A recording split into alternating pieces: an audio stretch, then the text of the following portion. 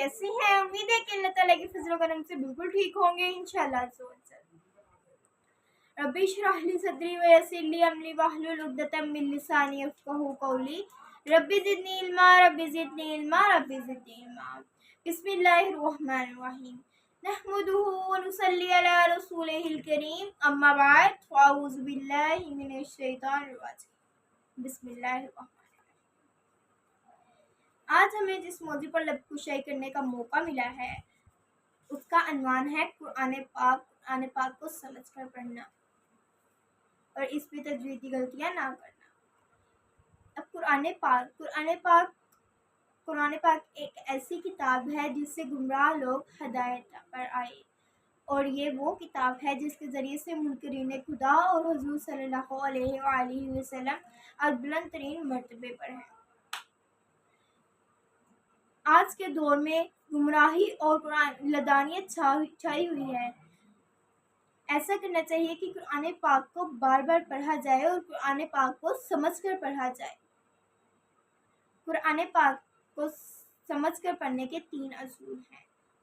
कुरान पाक को पढ़ने के 3 असूल हैं।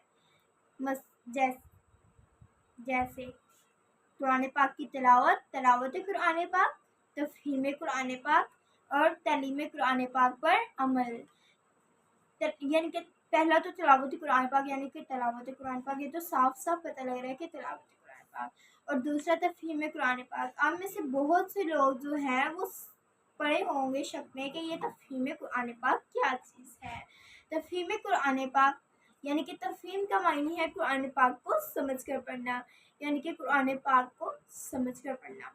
और तालीम कुरान पाक पर अमल। अब ये भी साफ साफ ज़ाहिर हो रहा है कि यानी कि जो कुरान पाक की तालीम है इस पर अमल किया जाए। ये तो बज़ाहिर सी बात है कि कुरान पाक की अगर तिलावत ही ना की जाएगी तो फिर कुरान पाक को समझा भी नहीं जा सकता। और अगर कुरान पाक की समझ ही नहीं होगी, हमें कुरान पाक का कुछ शऊर ही नहीं होगा, तो फिर हम कुरान पाक पर अमल ही इस तरह से कर सकते हैं। पहली बात तो ये कि हमें कुरान पाक को अपनी ज़िंदगी का, कुरान पाक की तिलावत को अपनी ज़िंदगी का मामूल बना लें।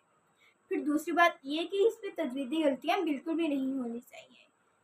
इससे छोटी सी गलती से एक काफ बदल जाए या कुछ भी हो जाए, छोटी सी गलती से पूरा मायने बदल जाता है। जैसे मैं आपको मिसाल देती हूँ, कुल हुवल्लाहु अहद, ये कुल काफ जो है वो कैंची वाला है, यानी 2 नुक्तों वाला काफ है, और इसके मायने है कह दो अल्लाह एक है। और अगर यही काफ मैं दूसरे काफ में पढ़ूंगी, यानी किताब वाले काफ में, डंडे वाले काफ में, तो इसके मायने ये हो जाएंगे माअज़ल्लाह, खा लो अल्लाह एक है, माअज़ल्लाह। और इस तरह की गलतियों से बचने के लिए हमें फ़न तजवीद का आगाज करना चाहिए।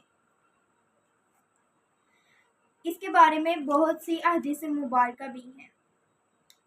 कुरान पाक पहली हदीस मुबारक है, अफजल इबादती तलावतिल कुरान, यानी इबादतों में अफजल इबादत कुरान पाक की तलावत है। हदीस नंबर 2,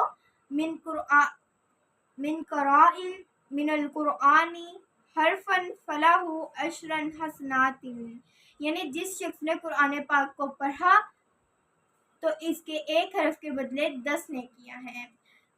दूसरी हदीस, खैरुकुम मिन तअल्लमल कुरानी व अल्लमहु, यानी तुम में से बेहतर शख्स वो है जो कुरान पाक को पढ़े और दूसरों तक पहुंचाए। इस सिलसिले में कई हदीस मुबारक नाज़िल हुई।